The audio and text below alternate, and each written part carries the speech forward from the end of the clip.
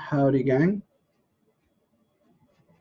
So it looks like, and maybe this is just a case of Friday-itis, we don't have everybody in just yet. So I'm going to give a few more minutes before I get started in earnest.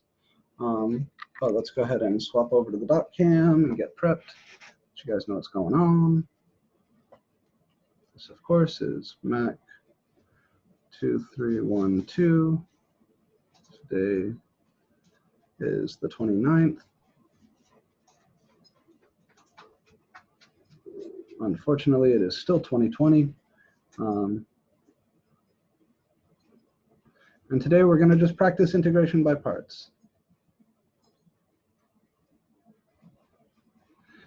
And then we might also introduce 7.2,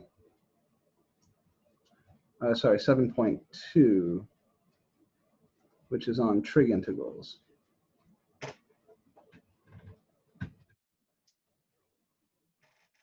So if we get to a place where you guys feel sufficiently comfortable with integration by parts, then we can move on to 7.2, where we'll start talking about integrals of trig functions. Most of the trig stuff, turns out, is just u sub, but it's u sub in this setting of trigonometry where things can be a little bit more challenging. And also we use a dickload of trig identities. So you'll need to practice your trig identities for 7.2. They need to be sharp. Just a little bit of warning. But the main thing today is to practice integration by parts. I see there's still only 12 people here, so maybe I could ask you guys in the next couple of minutes to pop open your homework and take a look for anything that, that felt hard. Also, I'm going to open up the chat here. If you could type something in the chat like to indicate a yes or no to this question. Have you been kicked out of WebAssign because you used the trial period, but the trial period expired? So if that's the case, just go ahead and say like, yeah, kicked out or whatever in chat, something to let me know. Then I can look through the chat logs and email our Cengage reps and see what I can do about getting anybody who's been kicked out back in.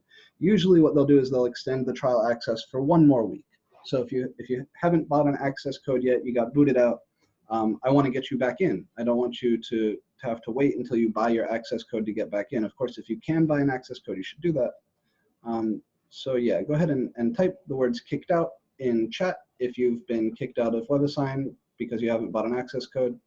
And otherwise, take a look at your homework and let me know which problems from this week's homework you would like to look a little more closely at. And we'll sit here for a second while we wait for more people to show up.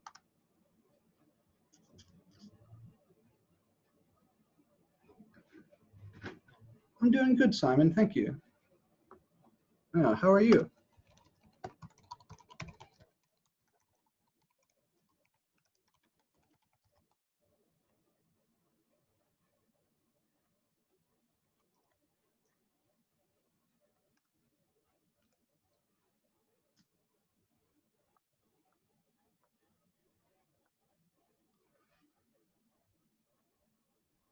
I see. That's okay. So make sure you take a look at the lecture video from Wednesday. We introduced this new method called integration by parts, which is definitely a big deal. Maybe to try and get you back up to speed while we're waiting, I will go ahead and remind you.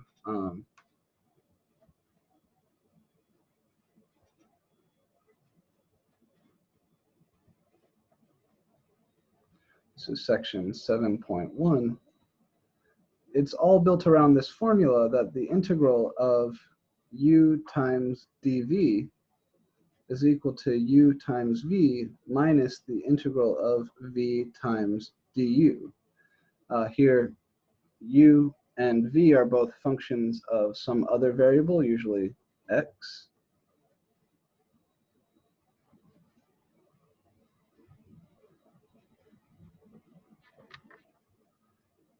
And then we have the definite formula. If you're integrating from a to b, u times dv, that's u times v evaluated from a to b minus the integral from a to b of v times du.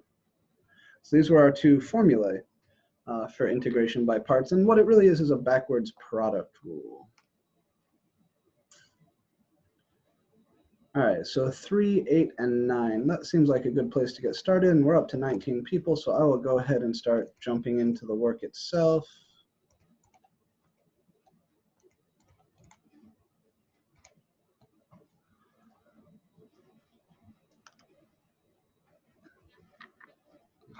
So the first problem we'll look at here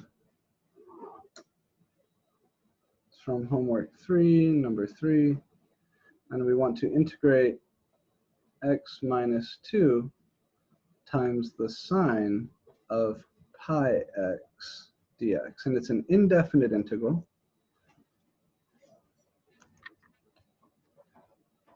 Remember your Lipet rule. So how to choose u and dv, we had that rule. L stands for logs, I stands for inverse, P stands for polynomial, E stands for exponential, and T stands for trig. So you think of this as a hierarchy, and it tells you how to pick u. So if your integrand has any logarithms in it, then you should let u be the logarithm piece and dv be everything else. If it doesn't have any logs, then you should let u be any inverse functions that are in there and dv be everything else. If it doesn't have any of those, you move to this, and so on. So by my Lipet rule,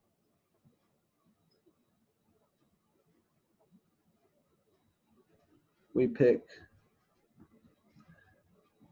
u to be the polynomial piece, x minus 2, and dv to be everything else.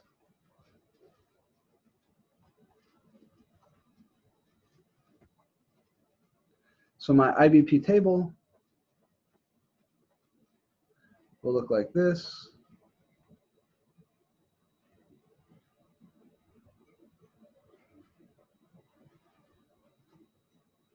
So u is the polynomial piece, x minus 2, and that means dv has to be everything else.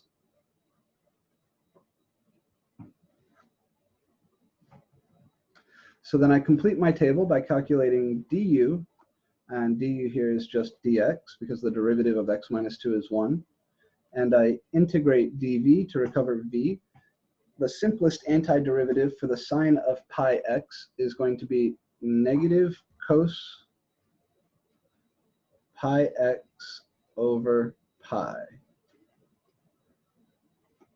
So here's my IBP table. If you have to step to the side and do a little calculation to integrate dv and recover v, that's okay. Just make sure it doesn't clog up your work. Make sure you actually do it way off to the side somewhere it's not going to interrupt your workflow.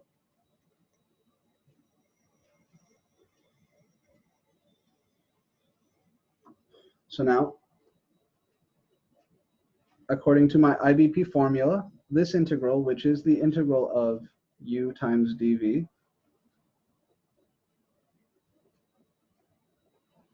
is equal to u times v. That's equal to x minus 2 times negative cos pi x all over pi minus the integral of v du. Now the minus there, I'll write it really carefully here. So negative cos pi x all over pi dx. See, there's something in the chat here. Let's come off to the side and do the calculation. So let me see if I've got some work here. I can scratch this from my earlier Calc 1 class, so ignore the other stuff you see on here. If dv is sine pi x dx, then v is the integral of sine pi x dx. And you think of this as a little substitution problem. Let z be pi x, dz is pi dx,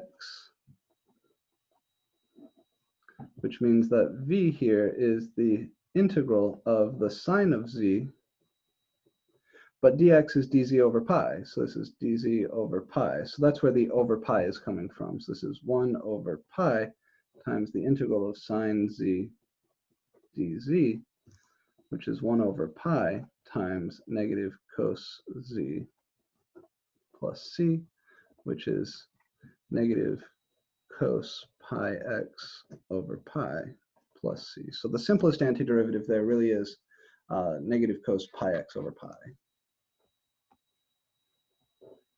I have a term for this.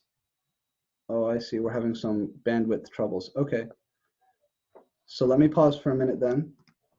This is the side work that I did to show why v is what it is, right? So we said here v should be negative cos pi x over pi, and there was a question in chat, why? Why is that true? Here's the answer. If dv is sine pi x dx, then v is what I get by integrating that. The way I do that integral is a tiny little substitution. It's so small that I don't usually even write these down. If I'm going to make a substitution like z equals 2x or 5x or pi x, usually I just do those in my head, because the differential is just a constant. So the only difference is going to be that you're going to get a 1 over pi out front. Everything else goes exactly how you would think. But it's okay to step to the side and write this down, especially the first few times. So to do this integral, I make the substitution z equals pi x. That means dz is pi dx, which means 1 over pi dz is dx. So that's where your 1 over pi is coming from. I pop the 1 over pi out of the integral, and I'm left with the integral of sine z dz. Integral of sine z dz is negative cos z. So I get 1 over pi times negative cos z, and then I plug back in the pi x for z. We feeling okay about this? That kind of makes more sense. Okay, good, good. So if you have to step to the side to calculate the dv to v integral, do so. That's all right. But we want to get really fast at those little tiny substitutions. I call them micro u subs or micro substitutions because it's a really, really simple substitution, and you can get to a place where you can do them quickly in your head. That's awesome. So are we comfortable with where this line is coming from? Any questions about where that line is coming from? Yeah, can you explain the first part of that? This piece? Yeah. It's u times v. So my integration by parts formula says the integral of u dv is equal to u times v minus the integral of v du. So I build my IVP table. U is x minus 2, and v is negative cos pi x over pi. So the u times v part is this times this. So negative cos pi x over pi, negative cos pi x over pi times x minus 2. Right. I just wrote the negative out front. Minus the integral of v du? Minus the integral of v du. Yep. So this minus is this minus from the formula. This piece right here is v, and du is just dx.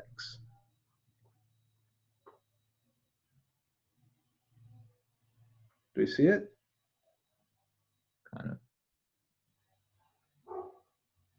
of. So if you missed the Wednesday lecture, this is going to feel a little over your head because we did do a bunch of examples on Wednesday using integration by parts. I strongly recommend, so try to follow this, take notes, even if it doesn't all click right away, just make sure you're writing down everything I write down. Then go back and rewatch the Wednesday lecture video. And then when this video from today is posted, you can rewatch this and it'll make much more sense. It kind of makes some sense. It's just, now I'm just starting to see what the variables are because the u and the v kind of look the same. Mm-hmm. In the second equation where it's with the b and, is that a c or like, can you explain the second equation from 7.1? It's the same as this guy, just with a to b written in here. So this is the integral from a to b of u dv. Okay. That's equal to u times v evaluated from a to b minus the integral of v du from a to b. So I just take this formula and insert a to b everywhere. From u or minus u dv or v du? This is minus the integral a to b of v times du. So my u's will always have a tail on the right. Okay. Thank you. All right. So moving along. This is negative x minus 2 cos pi x over pi. I can pop this negative and this 1 over pi out, and I get this minus becomes plus, and I get 1 over pi integral cos pi x dx.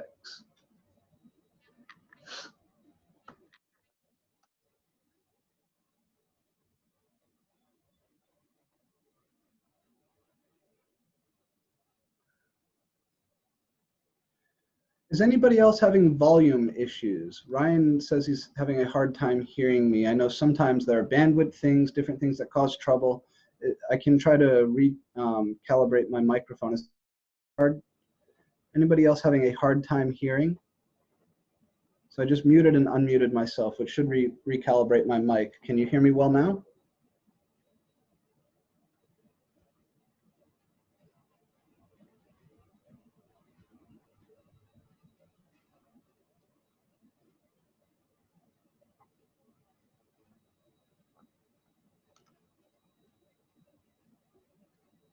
Okay, probably a bandwidth thing. Yeah, if that happens where you can't hear me for a second or it gets garbled, just let me know and I'll be happy to repeat whatever it is that I just said. So from here to here, I haven't done anything with the u times v piece. I've left that alone. In the integral though, I pop this minus sign out and the two minuses come together to make a plus. I also popped the factor of 1 over pi out. And we're left just with the integral of cos pi x, which is another little micro u sub. An inverse function would be like arctan, or the inverse cosine function, or the natural log, a function that is defined as the inverse of another function. So in my last few steps here, I need to integrate cos pi x, which is another little micro u sub.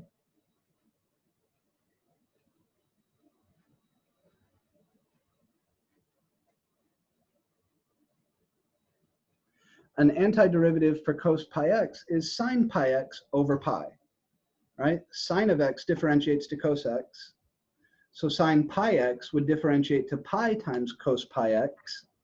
So an antiderivative for cos pi x is sine pi x over pi. And again, if you want to write that out, you can, but we want to be getting to a place where we can do these very quickly. So here's my final answer. And if I want to, I could clean it up maybe just a little bit. I can take negative x minus 2 and write that as 2 minus x.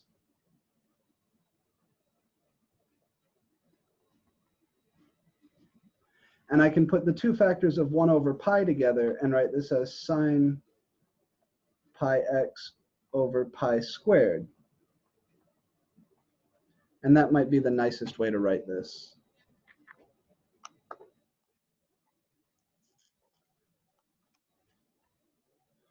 Okay. So this is the third problem from the homework. We follow our LIPET rule. It tells us to choose the polynomial piece as our u, because I don't have any logs. I don't have any inverse functions. So the next thing that does show up here in my LIPET is polynomial. I do have a polynomial piece. So the LIPET rule says, all right, make that polynomial piece u and everything else dv. So here's the polynomial piece as u, everything else as dv. And then I take the derivative of u to get du, and I integrate dv to get v. Then I follow what my IBP formula says. It says my integral should be equal to u times v minus the integral of v times du. Then I just do a little algebraic simplification from here to here. Here to here is the last little integral step where I integrate cos pi x to sine pi x over pi. And then here to here, I just, again, a little bit of algebra simplification.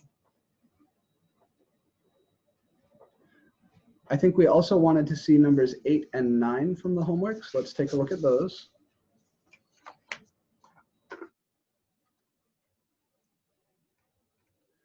And then I do have some totally new stuff to show you. 8 is one of the totally new things.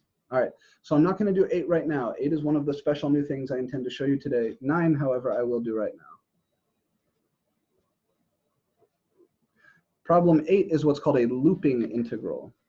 But problem 9 is a straightforward problem. So that's 7 z cubed e to the z dz. First, pop out the 7.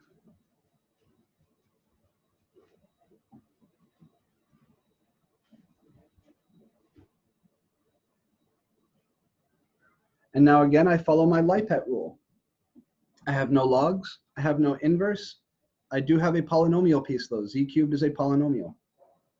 So I'm going to run integration by parts with this as u, which means everything else has to be dv. Now, we talked about this last time. If you have a polynomial times a transcendental function, then you will have to run integration by parts as many times as the degree of the polynomial. So this is going to require 3 runs of IBP. So I'm going to try and write this cleanly.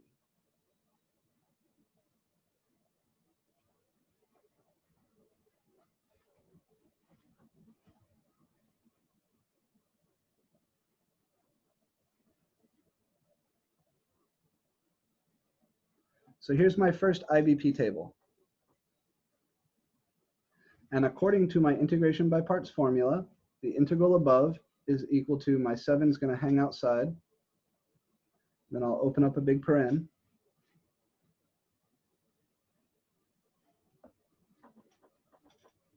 Oh, okay, sorry.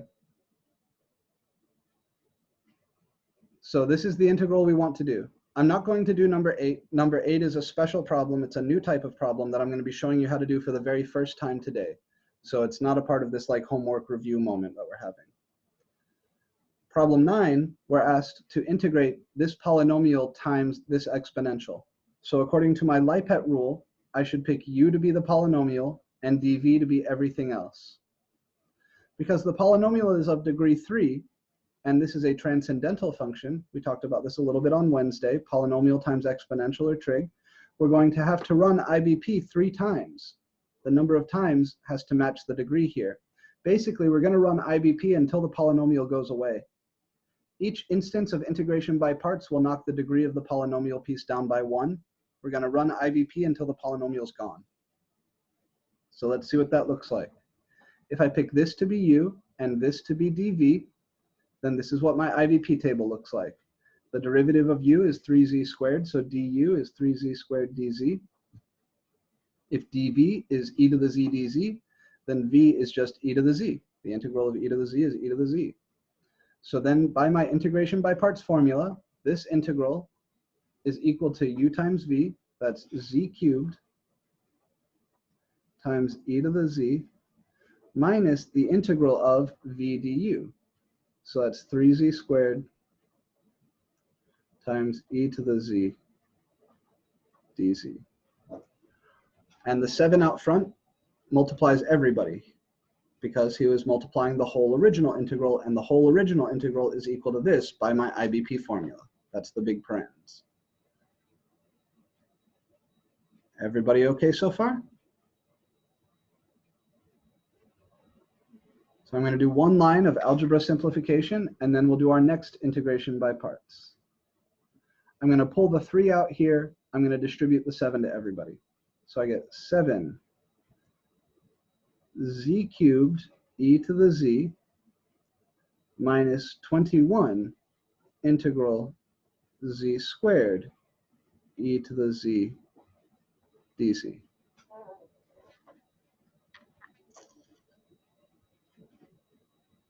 And now this integral has the same problem that my original integral had. It's a polynomial times an exponential. So I'm going to run IBP with u equal to the polynomial piece, which is z squared, and dv equal to everything else, which is still e to the z dz. That means du will be 2z dz, and v is still e to the z. And under this second run of IBP, the first piece out front here doesn't change at all, because he's not a part of that integral. I'll have minus 21 times, and then open a big paren. By this IBP table, this integral is equal to u times v, so that's z squared e to the z minus v times du. That's integral of 2z e to the z dz. And then I close my big paren.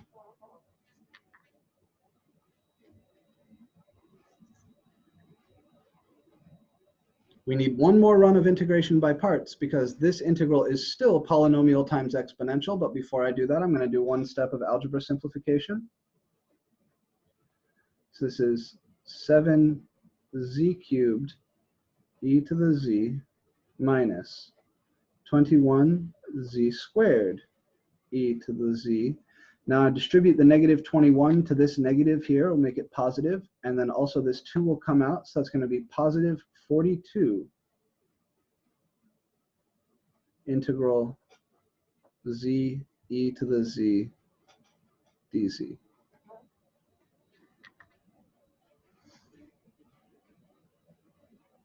And now one more run of IBP will finish the job.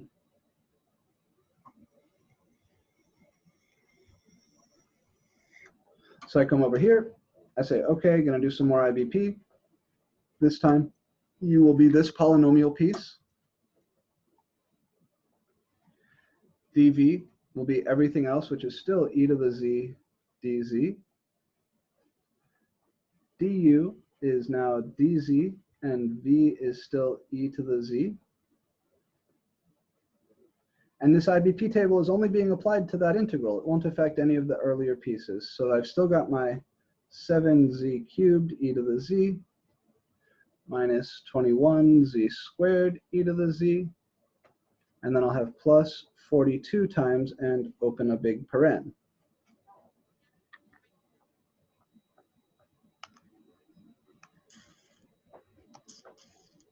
Because the only way to integrate a polynomial times an exponential function is by parts. In other words, we don't have any other technique for integrating z times e to the z. I can't just integrate them separately, just like if you wanted to differentiate x times e to the x, you can't just differentiate the two pieces on their own and multiply them. You have to use the product rule. Well, if you want to integrate x times e to the x, you have to use by parts. Same sort of thing. By parts is a backwards product rule.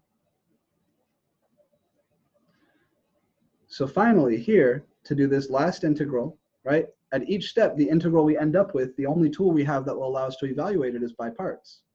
So at this last step, I say, okay, this integral is equal to u times v, which is z e to the z, minus the integral of v du, which is e to the z dz. Now there's no more polynomial. The polynomial is gone in my integral, right? My integral is now just e to the z. So a little bit of algebra.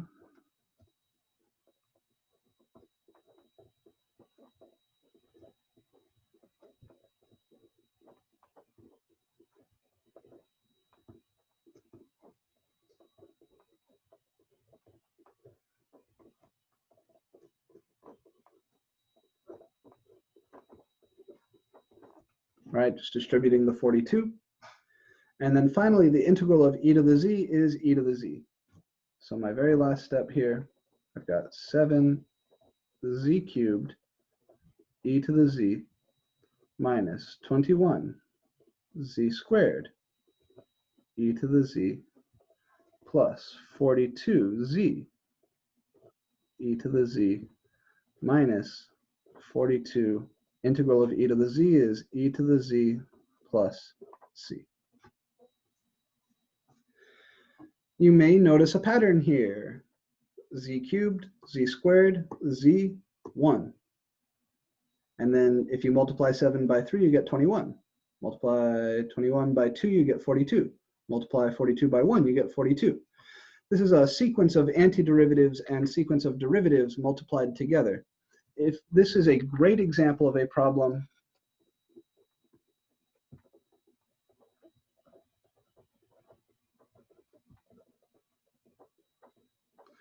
for tabular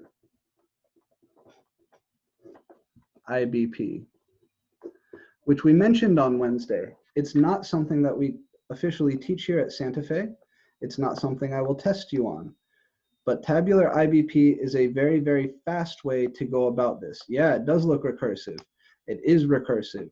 If you build a table that has all of this IBP shit in it at once, so z cubed, 3z squared, 2z, dz, and then this sequence of antiderivatives, e to z, e to z, e to z, e to z, you can zigzag your way through the table and write this down immediately. It's very, very fast. It only works for this shit. It only works for like polynomial times exponential or polynomial times trig. But those integrals show up often enough that you may want to learn this. A quick Google, watch 1 or 2 videos, and you'll become a master of tabular IBP. It's not something I'm supposed to show you. It's not something I'm going to burn class time on because it's not a particular skill I'm going to test you on. But you may want to mess with it, especially if you intend to transfer to UF or some university where that is a part of the curriculum, because it's somewhat common. I will actually go as far here as showing you tabular integration by parts. So problems that require repeated integration by parts can be done through this tabular method. This paper is okay looking, but it kind of looks a little too complicated.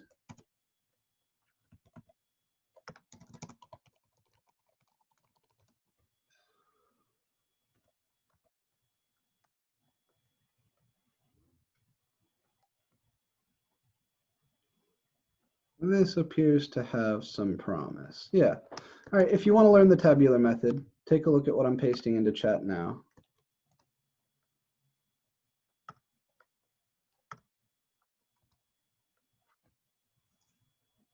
Yep. Yeah, you'll find lots of videos too. If you prefer to learn from videos, I forget that it's 2020 and nobody wants to read anything anymore.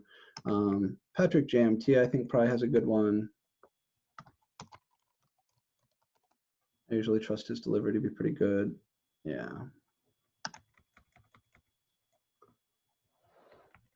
Yeah, take a look at whatever math videos you like. I would recommend Patrick JMT.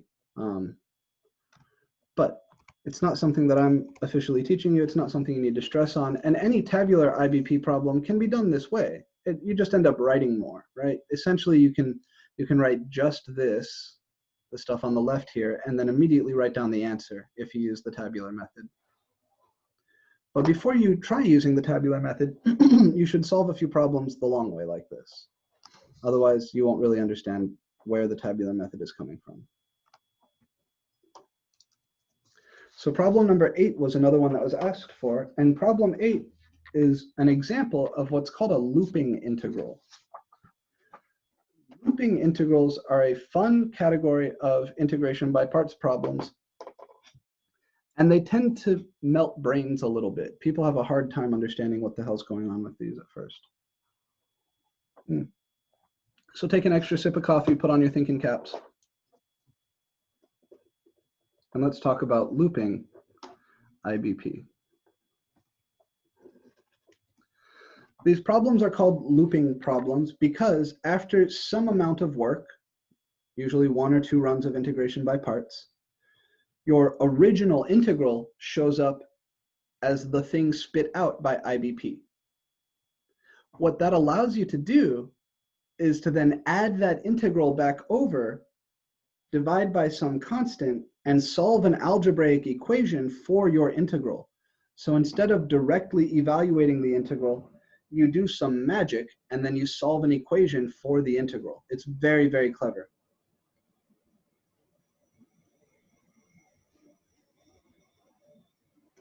And it's easier than you might think. So I'm just going to show you by example.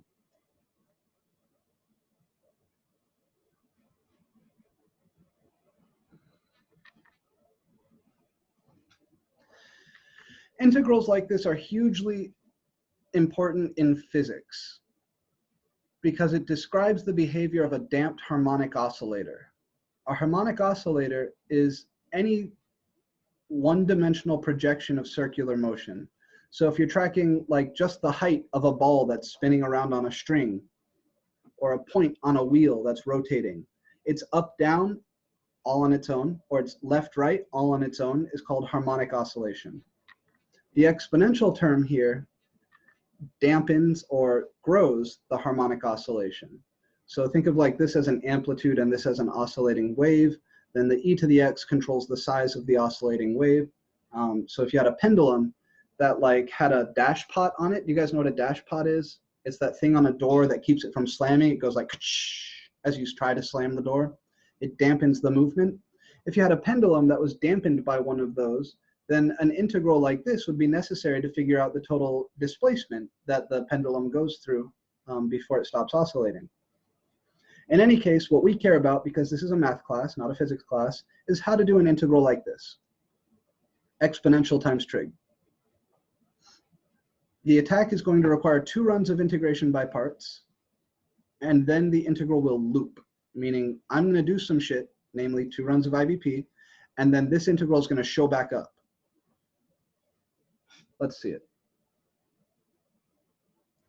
According to my Lipet rule, I should pick u to be the exponential and dv to be everything else.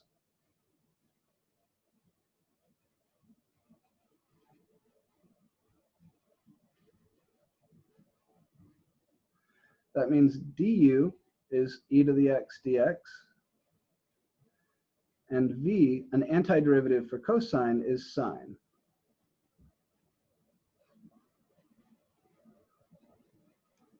According to my integration by parts formula, this original integral is equal to e to the x times sine x.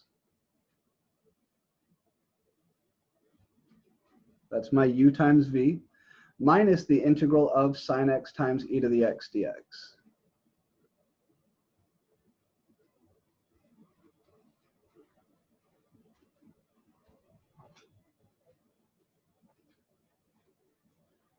Now this integral, very similar to this integral, it's just got a sine instead of a cosine. So I run IBP again.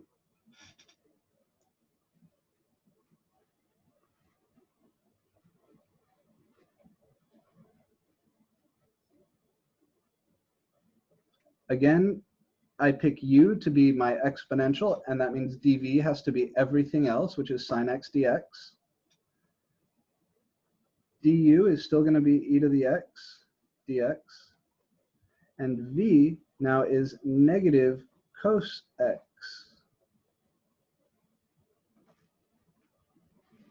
And according to my IBP formula, this first piece, he's just going to stay out there. This minus sign is that minus sign. And I open up a big paren. U times v is negative e to the x cos x minus the integral of v du. That's minus the integral of negative cos x e to the x dx.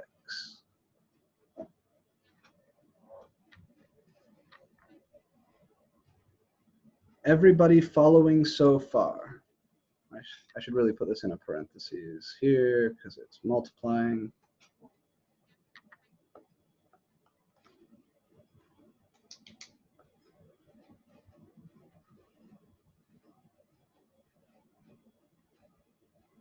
Rakibas is v equal to negative sine of x. So I need an antiderivative for cos x, not a forward derivative. So who differentiates to cosine? Sine differentiates to cosine. I integrate dv to get v. So the integral of cos x dx is sine x. So in this first level here of IBP, v should just be positive sine. And then in my second IBP, I need to integrate sine x dx. So I need to know who differentiates to sine. Well, the derivative of cosine is negative sine. So the derivative of negative cosine is negative sine, which is positive sine. So the tables are correct here. No error in the table.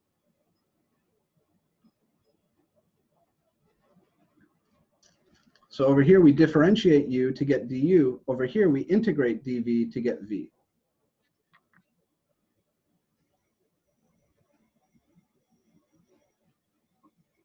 There's a lot of minus signs piling up here.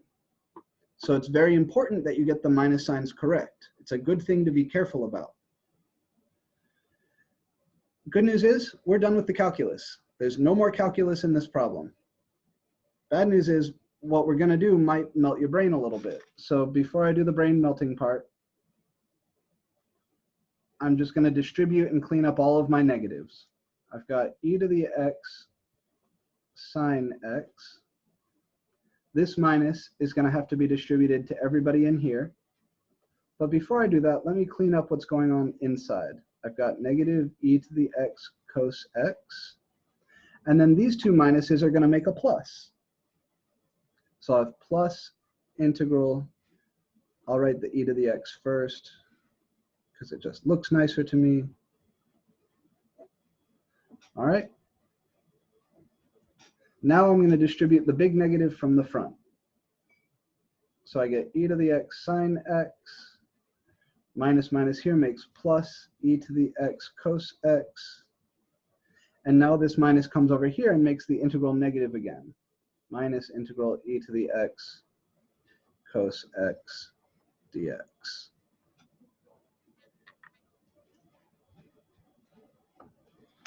So take a second. Yeah, brain melting's the best. Make sure that your notes agree with what I have here. We've got lots of negative signs piling up. Make sure your IBP table is correct. You have to have the negatives and positives correct there in order to get them correct over here. And then we have to be very careful with our distribution of negatives and whatnot in order to get things to come out right. But I assure you this is correct.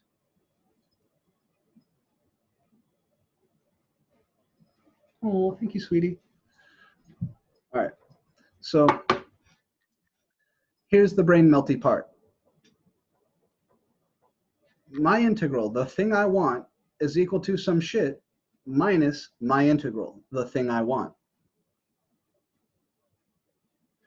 I'm going to just rewrite this equation down here. What we have is integral e to the x cos x dx equals e to the x sine x plus e to the x cos x minus integral e to the x cos x. So if I add the integral of e to the x cos x dx to both sides, right. So from here to here, I'm just recapping. This thing is equal to this thing. So I'm going to write that in one equation. My original integral is equal to e to the x sine x plus e to the x cos x minus integral e to the x cos x dx. The thing I want is equal to some bullshit minus the thing I want. If I add this term to both sides, this thing is the same as this thing. So when I add it to both sides,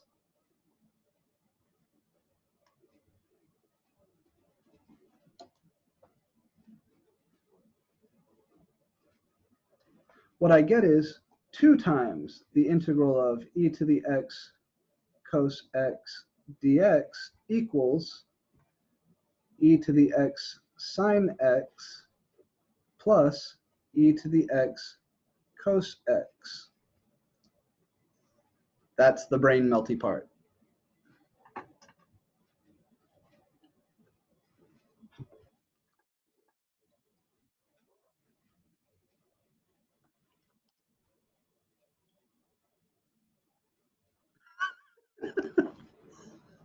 It'll be okay, Nick. Just rewatch the video after I post it.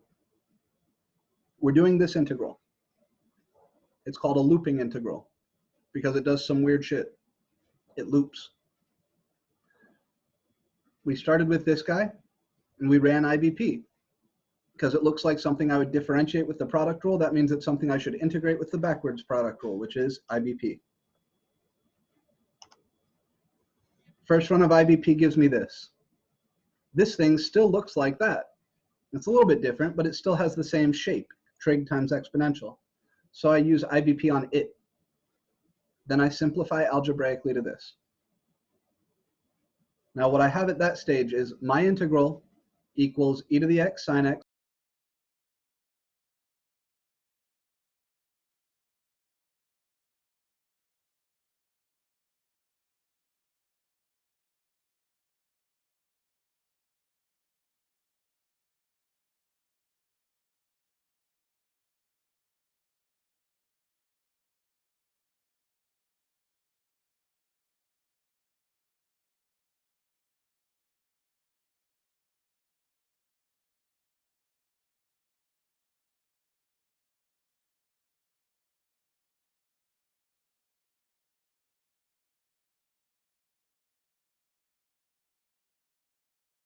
Okay, how about now? Can we see the dot cam and hear me? Give me a thumbs up if you can see the dot cam and you can hear me. God damn it, Zoom.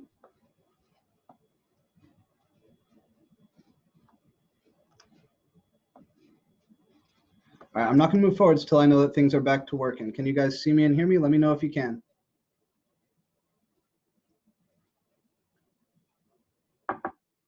Okay, I don't know. Cox Cable might be out there digging in the ground or something. I just got booted and joined back up automatically. Okay, I got 5 people telling me they can see me and hear me again. Recap. This integral is equal to this by integration by parts. One more run of integration by parts tells me this integral is equal to this. I rewrite that down here, just saying my integral is equal to this in a single line. I take this term because I recognize it as being the same as the thing I started with, and I add it to both sides. That gives me 2 times my integral equals e to the x sine x plus e to the x cos x. Divide by 2.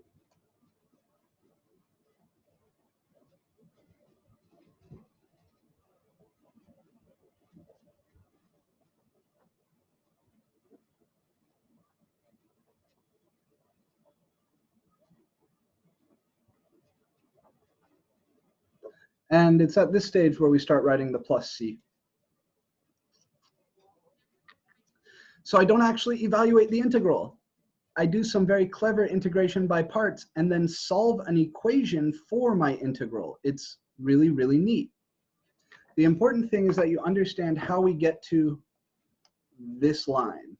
If you understand how we got to this line, then you're in good shape to move forwards. So first, I would like to take questions that lead up to that point. The questions up to the 3 dots, the therefore dots.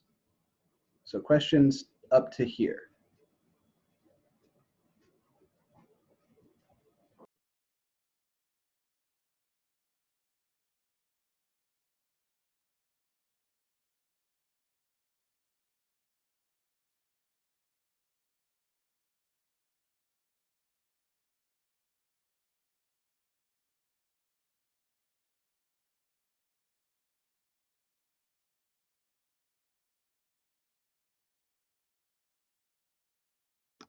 So we run integration by parts twice, and that gets us to here. Questions up to here. I'm so sorry for this Zoom shit. It's really frustrating.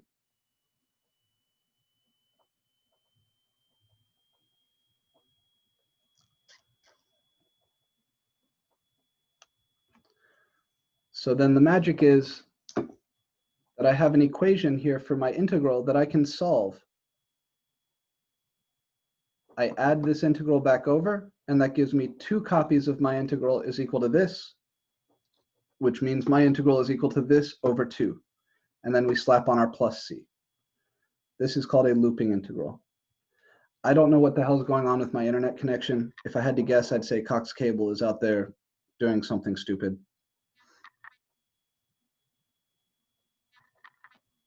Questions up to this line. All right, I'm going to review the chat here and see if you guys typed anything while I was booted out.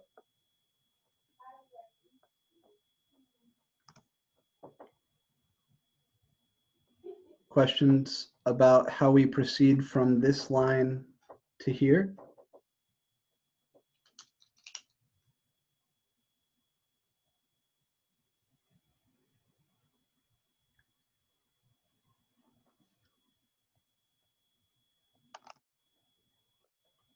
Okay. Okay, so that was frustrating. I'm really sorry. Hopefully the video didn't break too badly, and when you watch this video on YouTube, you'll be able to follow the whole argument. But we begin with this. We run IBP once. That gives me this. I attack this integral with IBP again, and that gives me this. Summarizing, we have my integral equals this line. So I write that in a single line, and then I add this integral over. I get 2 times that integral equals this. So I divide both sides by 2, and that lets me get my integral. It's very, very clever. Without ever directly evaluating the integral, we get the answer out. Another integral that works this way is the integral of secant cubed. before I do the integral of secant cubed, we have to do the integral of secant and the integral of secant squared. So this is a good introduction to section 7.2 on trig integrals. The integral of secant you may or may not have seen before. So another looping integral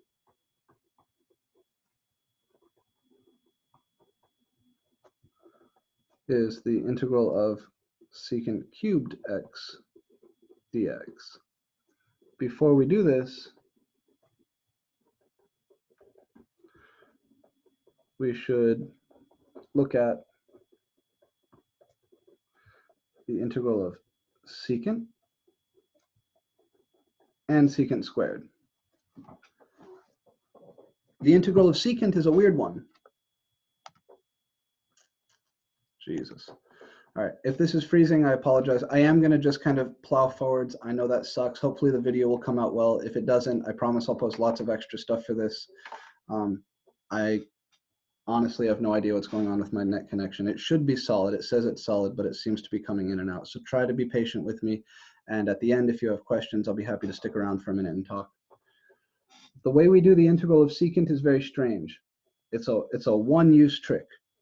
We multiply by secant plus tangent over secant plus tangent and then make a u sub.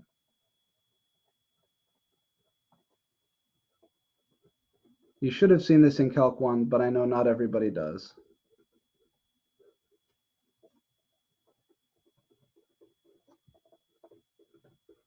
Don't worry, it's not a trick we're going to use anywhere else, and I would not expect you to come up with this on your own.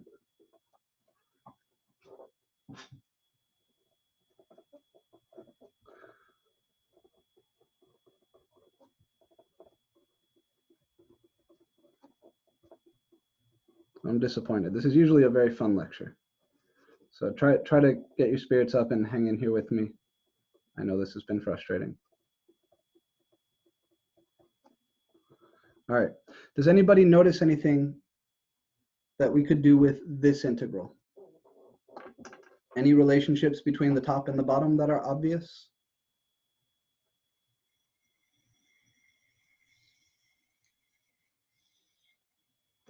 Or does anybody remember how this goes from Calc 1?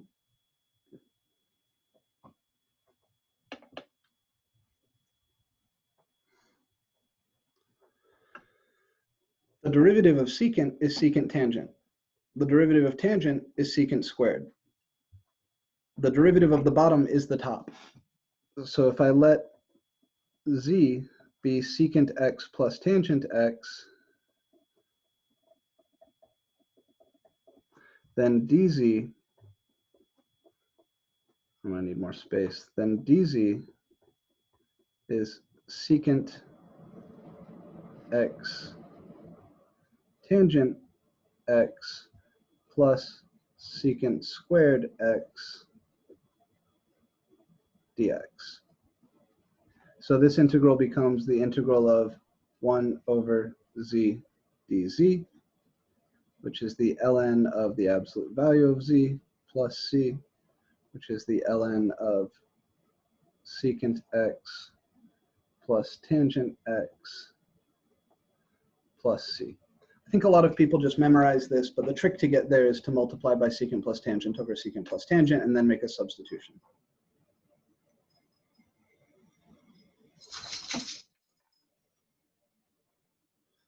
The next thing we need before we do secant cubed is secant squared. We've got secant and secant squared.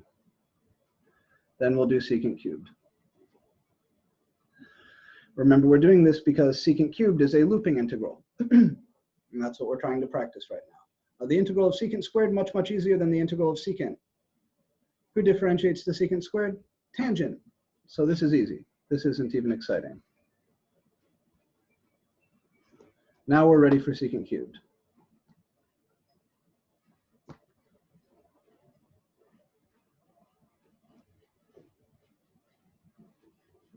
I'm going to do it on a fresh sheet.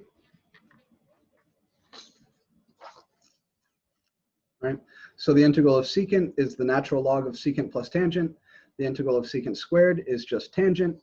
What about the integral of secant cubed?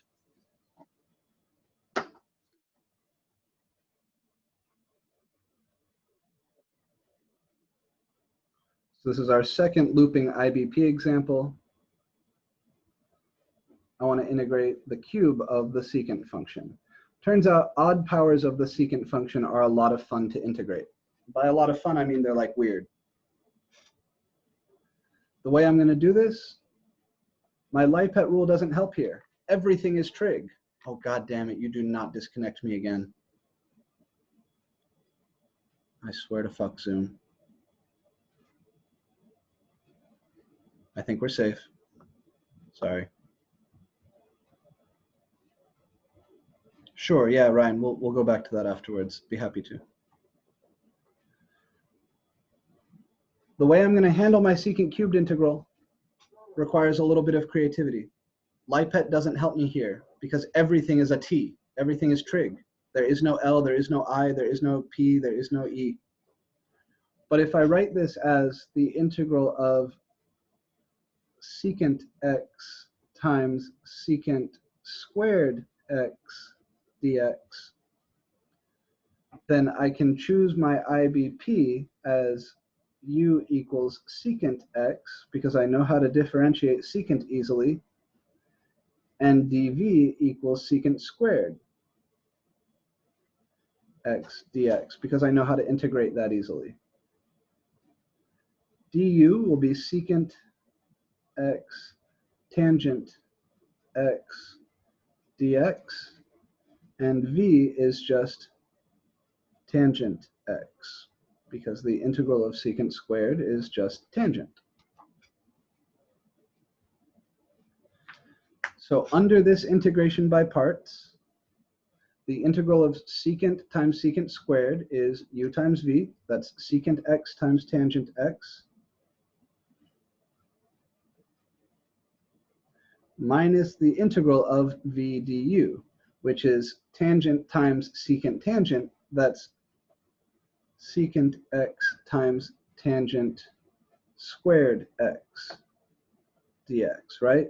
Secant tangent times tangent is secant times tangent is secant times tangent squared. Now I use a trig identity.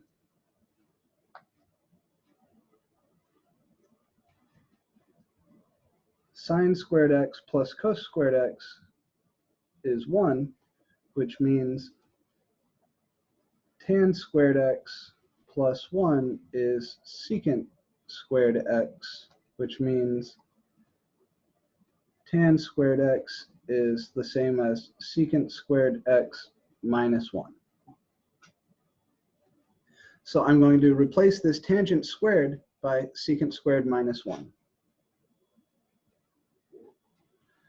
If I do that, then this becomes secant x tangent x minus the integral of secant x times tan squared is secant squared minus 1.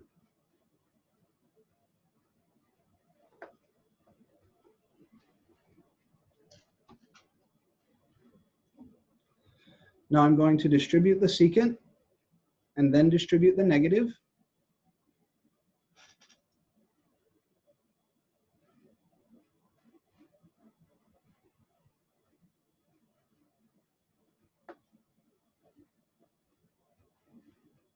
I get secant cubed x minus secant x inside my integral.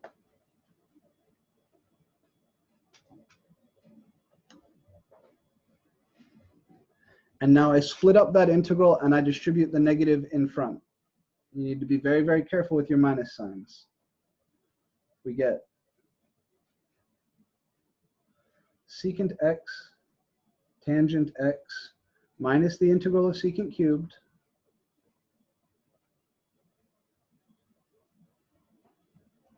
minus minus makes plus the integral of secant.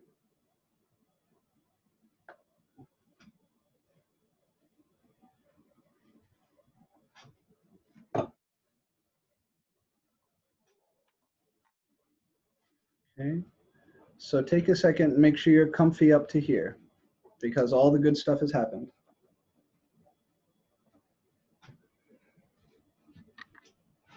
I'm going to write a line summarizing like I did with the last looping example. overall, what I have here is my integral is equal to secant tangent minus my integral plus the integral of secant.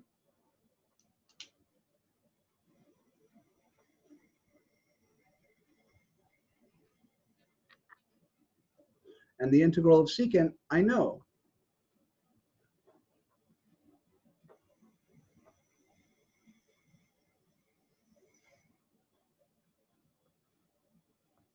In the first round of IVP, we did multiply by the tangent. So secant tangent times tangent is secant tangent squared. So this secant tangent squared is secant x tangent x times tangent x dx, yeah. Fair question. So I did the multiplication there. I just wrote it as secant times tangent squared.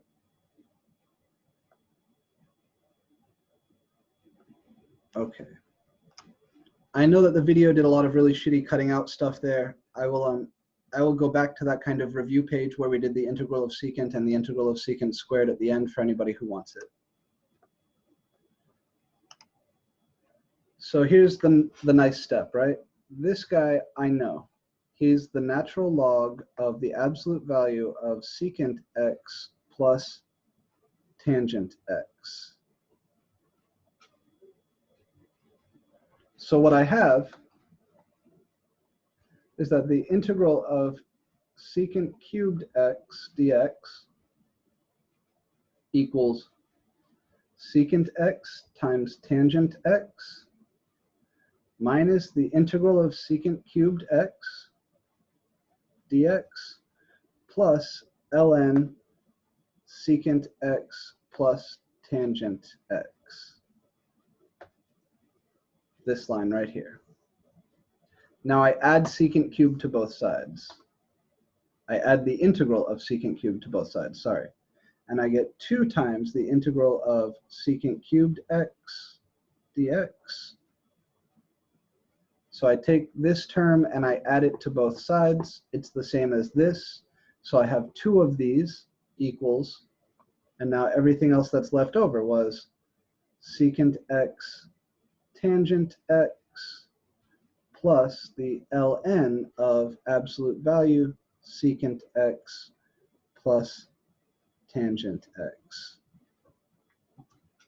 And now just like in the other looping example, I divide both sides by 2 to get the result.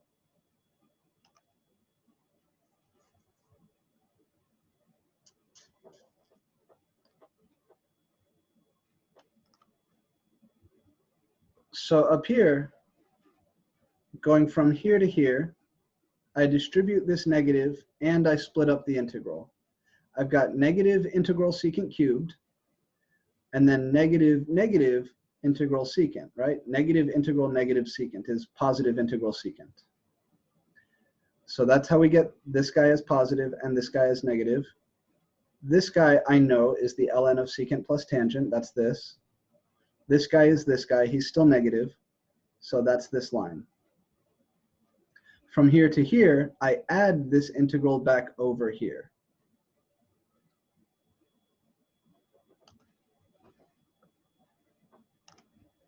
Yeah, so the minus signs in IVP really pile up, and you have to be very, very careful. Always use these parentheses. You remember at the beginning of class, the very first day in class, I said anytime your integrand has more than one piece, anytime your integrand has multiple pieces separated by addition or subtraction, you always need to put the whole thing in parentheses. This shit is why. Because this negative needs to go to both pieces. He needs to go to the secant cubed. He also needs to go to the negative secant. And that's what makes this positive. So from here we divide by 2. And then we declare victory.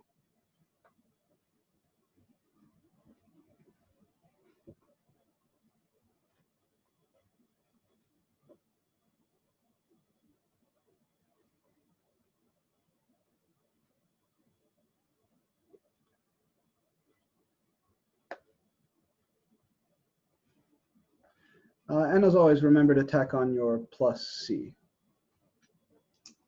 So those are the 2 classic looping integration by parts problems, odd powers of secant and exponential times sine or cosine. Problem 8 in your homework is very similar to the first looping example we did. you've got like e to the 3 theta times cosine of 5 theta or something like that. So that will require 2 runs of IBP. Your constants will be a little bit messy, but you just deal with them. And then at the end, you're going to add some number of your integral back over to the other side, and then you'll divide by a constant to get the result. This is the secret sauce for looping integration by parts.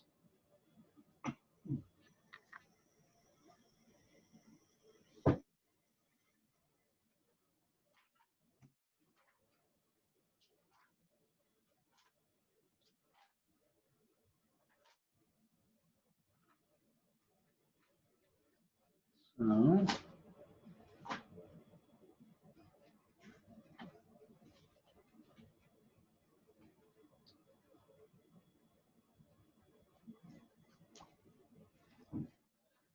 the good news is that pretty much all of the looping integrals you'll encounter will be some modified version of these.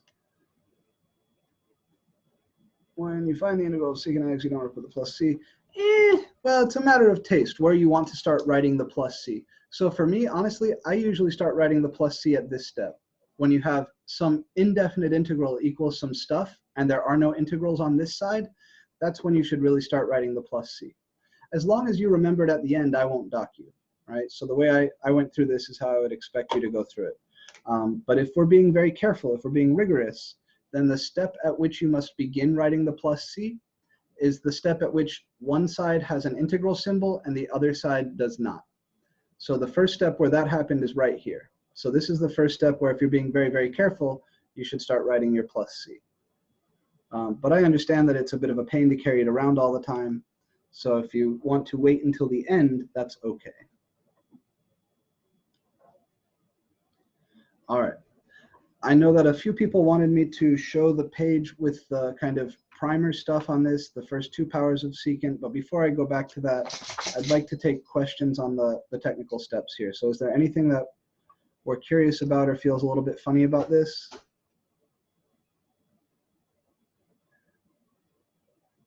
Yeah, I understand the twice freezing and getting kicked out and rejoining thing is really annoying. My dogs heard me curse a lot when that happened.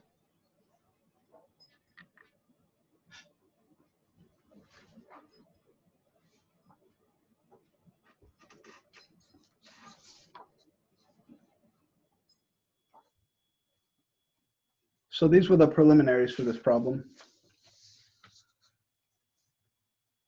Integrating secant and secant squared. Before we do secant cubed, we should know how to do secant and secant squared naturally. The trick for integrating secant is weird. To integrate secant, you multiply by secant plus tangent over secant plus tangent. This whole thing in parentheses here is equal to 1. So I'm really just multiplying by 1. But what it does is it changes the shape of the integrand into something that I recognize how to solve. I will, before the semester is over, give you 2 other ways to integrate the secant function. One involving power series and another one involving partial fractions. But for now, this is how we integrate secant. And most people should have seen this in Calc 1. It depends on who does your Calc 1, though. I know Calc 1s vary quite a lot here at Santa Fe. But that's the game. You multiply by secant plus tangent over secant plus tangent. Then I distribute this secant across the top. Secant times secant is secant squared. Secant times tangent is secant tangent. And then what I realize is that the derivative of the bottom is the top. The derivative of secant is secant tangent. The derivative of secant is secant tangent, and the derivative of tangent is secant squared. So I can substitute for the bottom. I let z be secant x plus tangent x, the bottom. Then dz will be secant x tangent x plus secant squared x, all times dx. That's my top. So this becomes the integral of 1 over z dz, which is the natural log of the absolute value of z, which is the natural log of ab secant x plus tangent x. And then the integral of secant squared, this is a like nothing integral because the derivative of tangent is secant squared. So with those 2 things, we're ready to jump into secant cubed. And this is the secant cubed integral. It's a looping IBP problem. First, we split secant cubed into secant times secant squared. I pick u to be secant because I know the derivative of secant. That's nice and easy. And I pick dv to be secant squared because I know the integral of secant squared. That's also easy. Then I follow my IBP formula. It tells me that this integral should be equal to u times v, that's secant times tangent, minus the integral of v times du. That's secant tangent times tangent. Secant tangent times tangent is secant times tangent squared. Then I use this identity, which is called the Pythagorean identity, to replace tangent squared by secant squared minus 1. So here to here, that's all I did. Swap tangent squared for secant squared minus 1. I distribute the secant, so I get secant cubed minus secant in that integral. Everything else stays the same.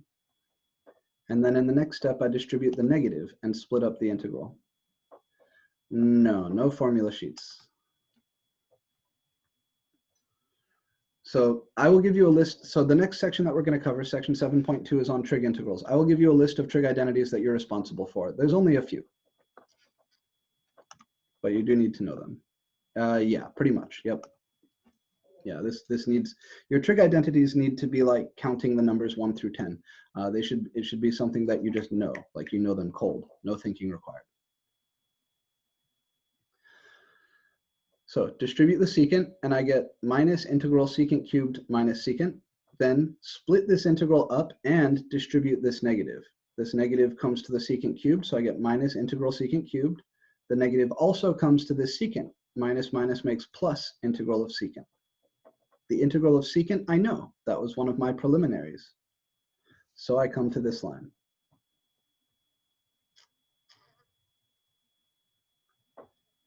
Integral of secant squared is tangent. Yep. But the only place I make use of that here is in passing from dv to v. So any other questions up to these 3 dots?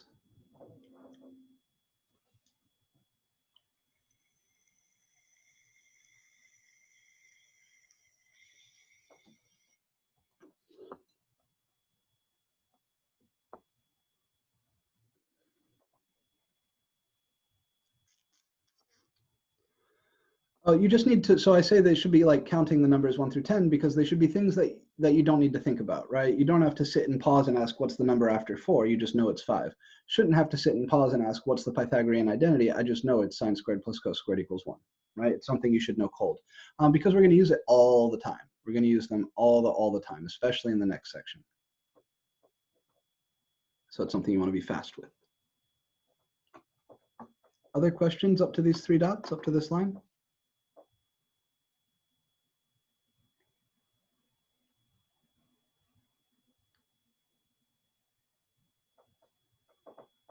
Okay, once we're comfy getting to here, the idea is just that I've got my integral equals some shit minus my integral. So I add my integral to both sides, and I get 2 copies of my integral equals some stuff. At this line, we start writing the plus c, because this is the first line where I have an integral equals some things that don't involve integrals.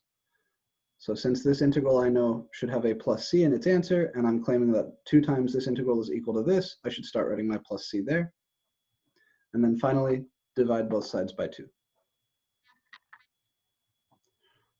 So these last 2 integrals, the e to the x cos x or e to the x sin x, and the integral of odd powers of secant, are some of the more challenging integration by parts problems. You could call this c over 2 if you wanted, but it's an arbitrary constant. So if this is allowed to range over all the real numbers, then this divided by 2 is allowed to range over all the real numbers. If you want to call it some new constant, c prime, that's okay. That's one of the reasons why I said if you don't want to write the constant until the very end, that's all right too. But yeah, you could just consider it another arbitrary constant, call it c prime, where c prime is equal to c over 2. Doesn't make a difference. Remember what the plus c means is I'm saying all the vertical translates of this are things that differentiate to secant cubed.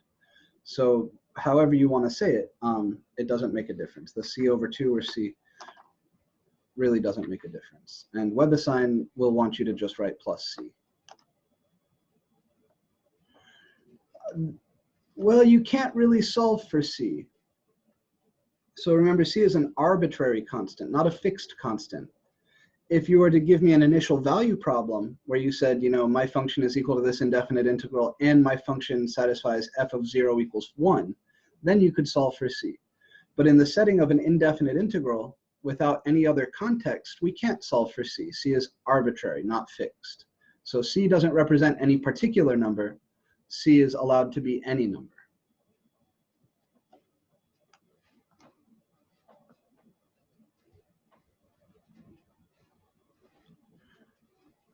Oh my God, did this just crash again? The natural log of secant x plus tangent x is the integral of secant x. That was one of our preliminaries. So that was the first thing that we did here. So I did that ahead of time so that we could just go ahead and insert it without stepping out of our workflow. Honestly, the integral of secant x, this is one that most people memorize. Most people just remember that the integral of secant is log secant plus tangent. I would advise you remembering that.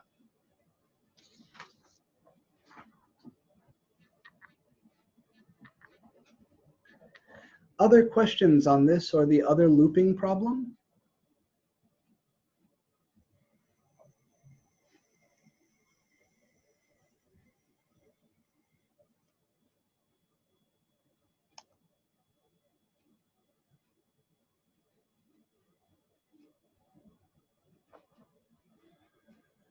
Well, sin x plus cos x wouldn't be a constant. So Simon asks, is there a way to solve for secant x?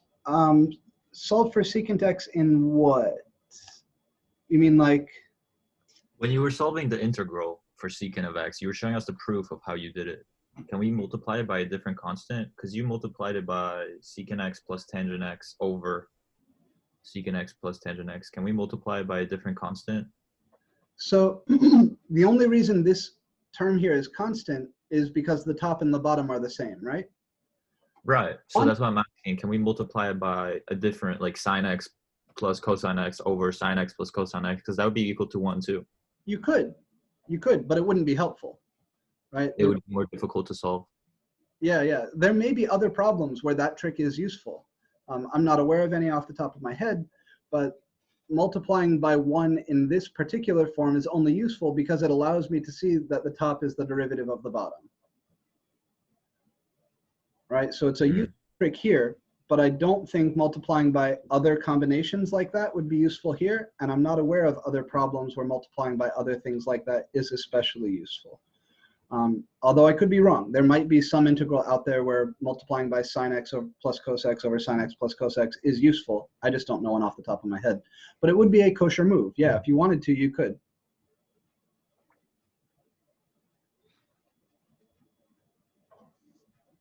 Okay.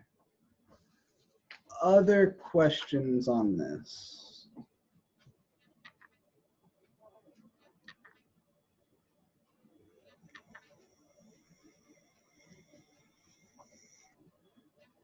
All right, so it looks like we're going to finish up about on time today.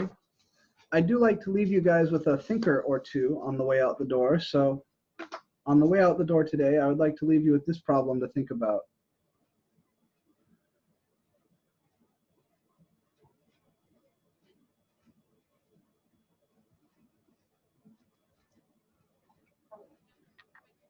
This turns out to also be a looping integral.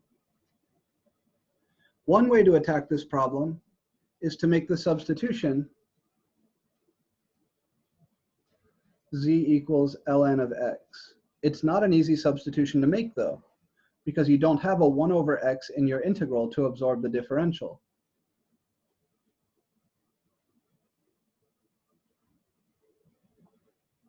However,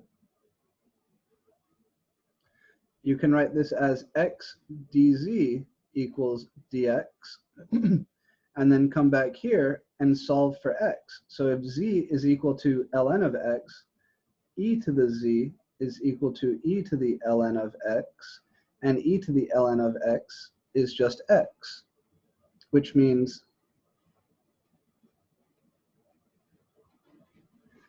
x dz, which is equal to dx, is the same as saying e to the z dz equals dx. So under this substitution, I can transform this integral into e to the z sine z dz. And a common problem on my first exam is to ask you what happens to this integral or a similar one under this substitution. From here, this would be a looping integral just like the e to the z cos z integral. What do you mean what happens? Like how do we start it? You would run IBP. You would run IBP on this with u equal to e to the z and dv equal to sine z dz. But you can also attack this problem directly with integration by parts, and that's a fun thing to look at. There are a few problems in your homework for this week that say make a substitution and then do integration by parts. This is a good example of a very challenging problem like that. So I would invite you to play with this problem directly using IBP. But you don't have to, it's just something fun for you to think about. And that pretty much concludes our discussion of integration by parts. So spend some time working on that homework. If there are any problems you're stuck on and would like to talk about, I have an office hour starting in 7 minutes. And if there is anything else that you need to talk about, of course, Canvas messages, emails, those are great ways to get a hold of me too. So I will be signing out now, and then I will be signing back in for my office hour in about 5 minutes. Really sorry about the video trouble today. I don't know what the hell's going on with my internet connection, but hopefully the recording came out well, and I'll get that posted just as soon as I can. All right, I hope you guys have a lovely weekend. Please try to get caught up in the homework, and then remember, starting next week, we will be talking about trig integrals, which will mean you need to be sharp with your trig identities, so consider boning up on those. All right, take care, guys.